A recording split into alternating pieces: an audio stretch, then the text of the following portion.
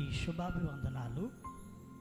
ప్రియులారు, ఈరోజు మరొకసారి మదర్స్ డే శుభాలు తెలియపరుస్తున్నాం.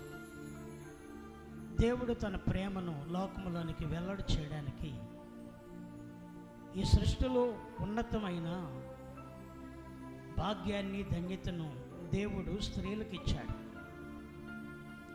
దేవుడు తన అనాది ప్రణాళికలో స్త్రీకి ఇచ్చిన గొప్ప భాగ్యము మాతృత్వం. బాల్యములో పసిబిడ్డగా, యవనం వచ్చిన తర్వాత కన్యకగా, వివాహమైన తర్వాత భార్యగా, మాతృత్వం ద్వారా పిల్లలు పుట్టాక తల్లిగా స్త్రీ యొక్క పాత్ర మారుతూ ఉంటారు. అయితే ఆ పాత్రలో అతి ప్రాముఖ్యమైనది మాతృత్వం.